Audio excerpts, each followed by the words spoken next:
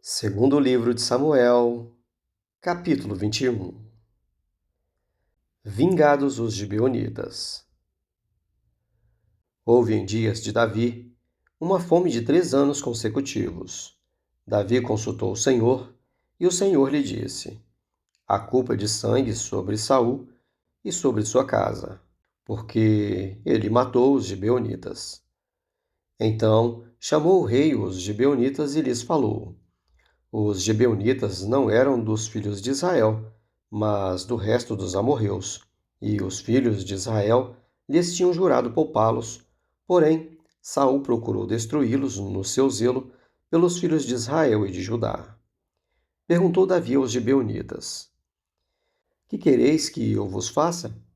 E que resgate vos darei para que abençoeis a herança do Senhor? Então os gibeonitas lhe disseram: não é por prata nem por ouro que temos questão com Saul e com sua casa, nem tampouco pretendemos matar pessoa alguma em Israel.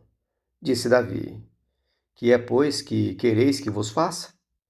Responderam ao rei: quanto ao homem que nos destruiu e procurou que fôssemos assolados, sem que pudéssemos subsistir em termo algum de Israel, de seus filhos se nos deem 7 homens, para que os enforquemos ao Senhor em Gibeá de Saul, o eleito do Senhor.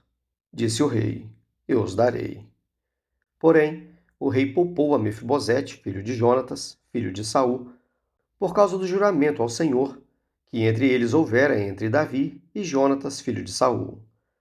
Porém, tomou o rei os 2 filhos de Rispa, filho de Aiá, que tinha tido de Saul, a saber, a Armone e a Mefibosete, como também os 5 filhos de Merabe, filha de Saul, que tivera de Adriel, filho de Barzilai, meolatita, e os entregou nas mãos dos gibeonitas, os quais os enforcaram no monte, perante o Senhor.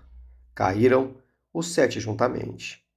Foram mortos nos dias da ceifa, nos primeiros dias, no princípio da ceifa da cevada.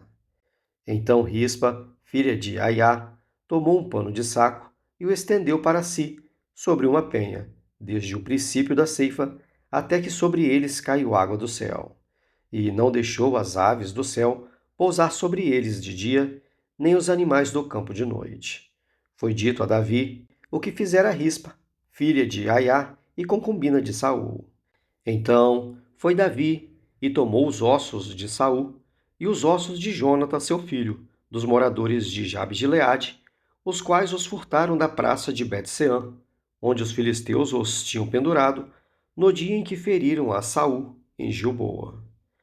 Dali transportou os ossos de Saul e os ossos de Jonatas, seu filho, e ajuntaram também os ossos dos enforcados.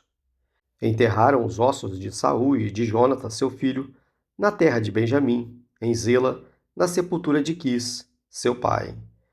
Fizeram tudo o que o rei ordenara. Depois disso, Deus se tornou favorável para com a terra. Gigantes mortos pelos homens de Davi. De novo, fizeram os filisteus guerra contra Israel. Desceu Davi com os seus homens e pelejaram contra os filisteus, ficando Davi muito fatigado. Isbi-Benote descendia dos gigantes. O peso do bronze de sua lança era de 300 siclos, e estava cingido de uma armadura nova. Este intentou matar a Davi. Porém, Abisai, filho de Zeruía, socorreu-o, feriu o filisteu e o matou. Então os homens de Davi lhe juraram, dizendo: nunca mais sairás conosco a peleja, para que não apagues a lâmpada de Israel. Depois disto, houve ainda em Gobe outra peleja contra os filisteus. Então Sibecai, o Zatita, feriu Asaf, que era descendente dos gigantes. Houve ainda em Gobe outra peleja contra os filisteus.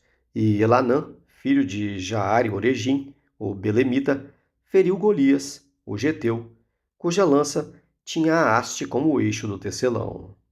Houve ainda outra peleja, esta foi em Gate, onde estava um homem de grande estatura, que tinha em cada mão e em cada pé 6 dedos, 24 ao todo. Também este descendia dos gigantes. Quando ele injuriava a Israel, Jonatas, filho de Simeia, irmão de Davi, o feriu. Estes 4 nasceram dos gigantes em Gate e caíram pela mão de Davi e pela mão de seus homens.